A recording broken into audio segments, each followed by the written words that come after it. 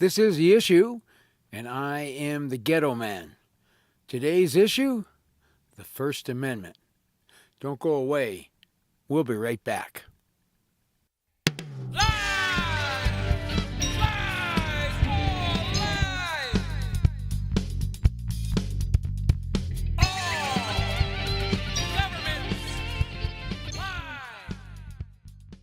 This is the third video in our series called the Red Pill series.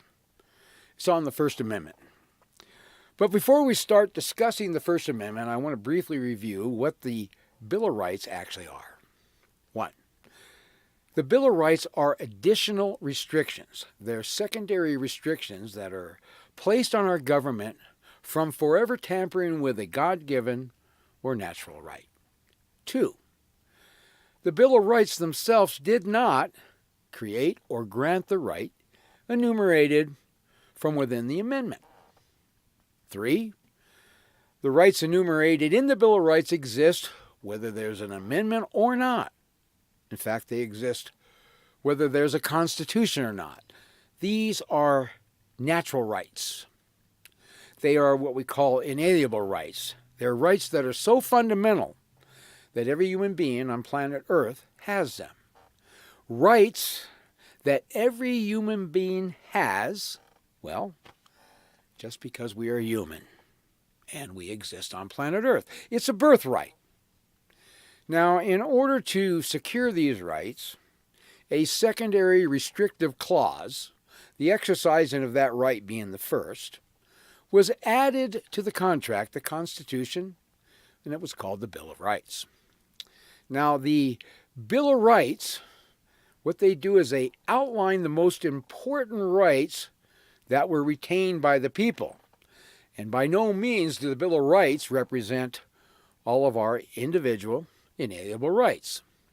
So you see, the Bill of Rights was placed in the United States Constitution to place civil government on legal notice that the government, and only the government, was restricted by law, that the rights of the people were not to be infringed upon for any reason forever.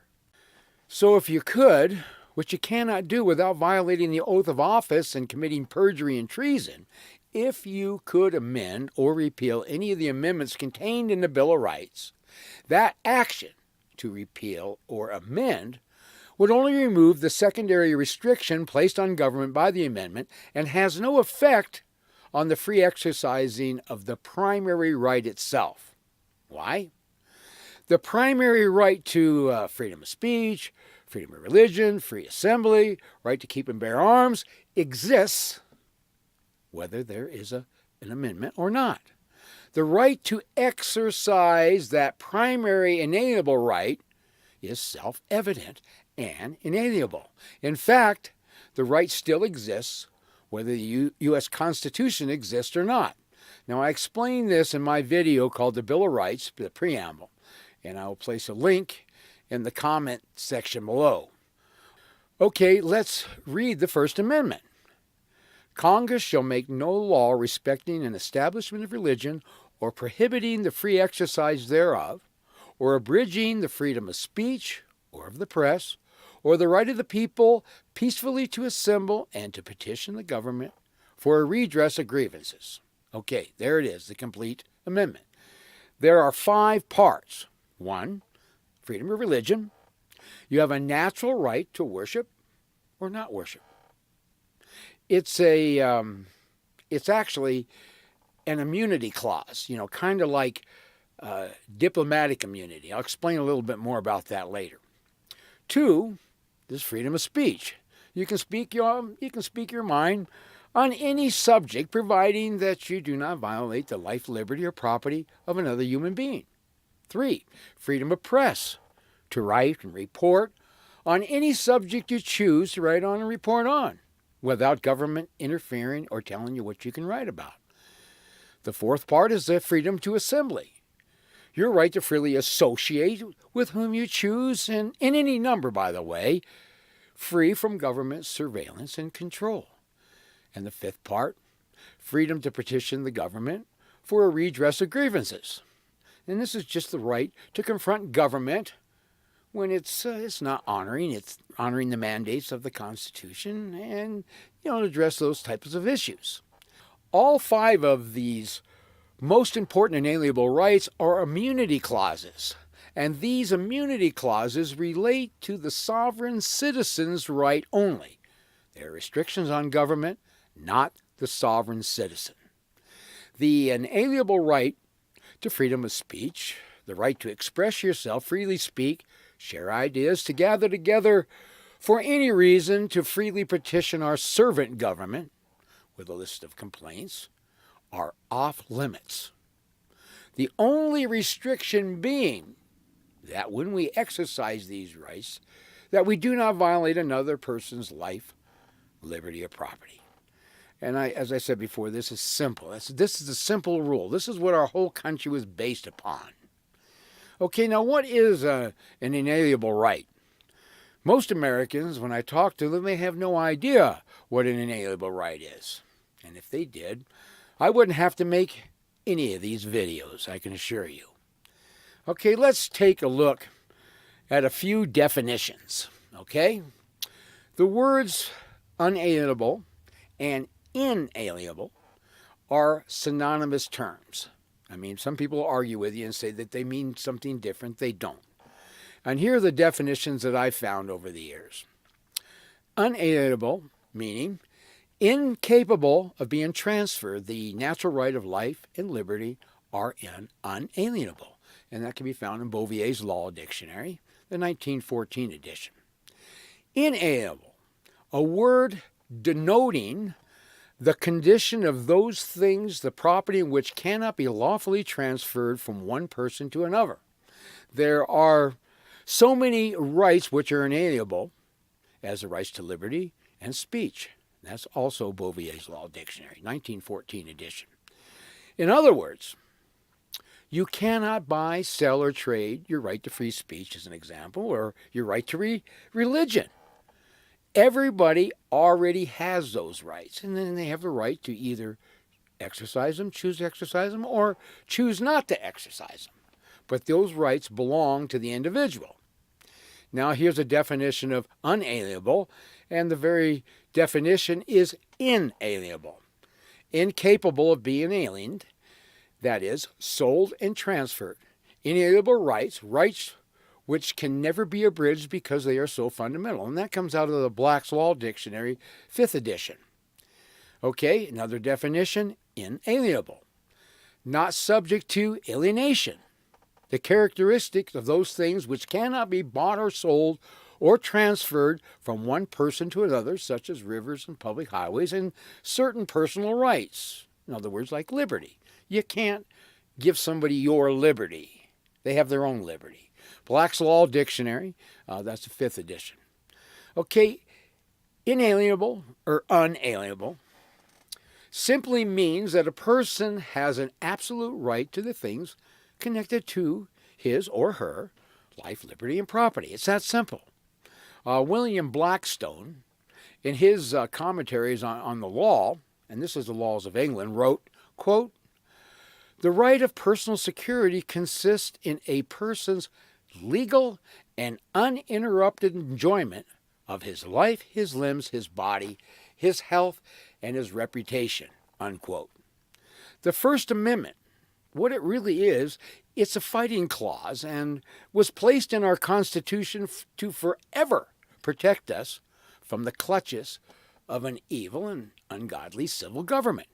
Congress is forbidden from making any law that would interfere with anyone's inalienable right to worship and serve God, or their inalienable right to not worship and serve a God. Churches, real First Amendment churches, and I'm going to explain this to you a little bit later because there is a confusion between what is a First Amendment church and what is just a corporate state church. And I'm going to explain a little bit of that here now so that you know exactly what we're talking about when we're talking about religion. We're talking about the right to believe and worship a God or a religion of your choice without any government interference whatsoever. Churches are immune. I didn't say exempt. You'll notice I didn't use that word. Churches are immune from government control. The obedience to one's religious doctrine, rules, and law take precedence over, well, even the Constitution itself. The immunity clause is similar to the sovereignty of a foreign embassy on American soil. The embassy's property is the home country's property, and when you enter a foreign embassy, for example, you are actually standing on foreign soil that is subject to a foreign jurisdiction. Anything taking place on that property is immune from U.S. law, thus the term diplomatic immunity. A First Amendment church has that same diplomatic immunity as a foreign ambassador. The only restriction is that you, the church, the people, cannot violate the life, liberty, or property of another person. The church is not subject to the U.S. jurisdiction at all. In fact, the First Amendment church is even immune from taxation, and we will discuss this subject in another video. It's important to note that the First Amendment does not apply to a government-created corporate church. And what do I mean, government-created corporate church? Well, most religious organizations in our country today, most of them, the churches and other religious organizations, are incorporated by the state. And when a church chooses to incorporate with the state, that church must voluntarily waive its First Amendment right to immunity from state taxation and state regulation. Now, why churches do this is beyond reasoning. I just don't understand it, but they do. When incorporated, the church then becomes a business, a state-controlled, regulated business. Because it claims to be a religious organization, it can operate as a tax-exempt business, providing that it complies with the provisions of its state-controlled charter. And one of these restrictions is the church cannot take a political position, and it cannot influence its members beyond the limitations of its charter. If they do, then their tax-exempt status will be revoked. Even its charter can be revoked in some cases. The church, the corporate church, exists only at the pleasure of the state, and in reality, the state is the church's new God. Okay, I'm going to read from a court case called Hale versus Henkel. It can be found in the United States Supreme Court Reports, Book 201, on page 43. It's a 1906 case, and it's dealing with corporations. And I'm bringing this in right now because when we're dealing with the First Amendment, and we're dealing with churches and faith and this sort of thing, you're dealing, if you operate freely, you can operate completely outside of government control. And this is something I don't think the government wants you to know. But anyway, when you incorporate as a church, the corporate charter, you are a state, or you're what they refer to as a creature of the state. Okay, let me read this quotation from Hale versus Henkel. I think this makes it really clear. Quote, "The corporation," now listen to these words, "is a creature of the state. It is presumed to be incorporated for the benefit of the public. It receives certain privileges and franchises and holds them subject to the laws of the state and the limitation of its charter. Its powers are limited by law." See, hear that? Their powers are limited by law. This applies to a corporate church. It can make no contract not authorized by its charter. Its rights to act as a corporation are only preserved to it so long as it obeys the laws of its creation. It's got to obey the laws of its creator, the state.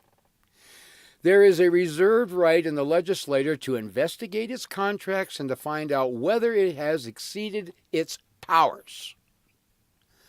This is why churches that incorporate do not have First Amendment rights. Corporate churches are completely controlled and regulated by the state. It is the tax-exempt status that can be revoked.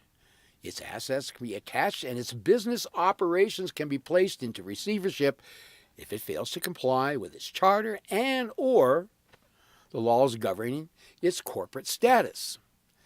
Because of this, civil government has the authority to mandate the employment of state-approved certified teachers to the church schools, property taxes, employee income taxes, and we're talking both state and federal here, and state marriage licenses, and the list goes on and on and on. Okay? Now, have you ever wondered when you're at a wedding somewhere, and have you ever wondered why the minister conducting the marriage ceremony says, quote, with the powers vested in me by the state of, in this case, Montana, I pronounce you husband and wife, unquote? This is because the church is not a First Amendment church or a religion. It's a state-created corporate entity. And as I said, the state is its creator. The state is its God. And if you remember, it was religious persecution that brought the pilgrims to the New World, America, in the first place. The right to live and worship a God or not worship a God without interference from state or federal government. Anytime one incorporates with a state, creates a corporate business, a franchise, which involves an inalienable right, you incorporate your religion, you incorporate the press, you get the picture. That inalienable right ceases to exist, and it's all done voluntarily. It is voluntarily waived for a corporate privilege, a corporate franchise. It is a creature of the state. Okay, the First Amendment is a permanent firewall erected between religious freedom, the free exercise of that religious freedom, the free exercise to speak on any subject or idea that you choose, including but not limited to criticizing the actions of our servant government, and to do so without the worry of an all-powerful government infringing on those rights in any way without due process of law. In a true free society, people are free to say or do anything they want, and once again, with the only provisions providing that they do not violate the life, liberty, or property of another person. How simple is that?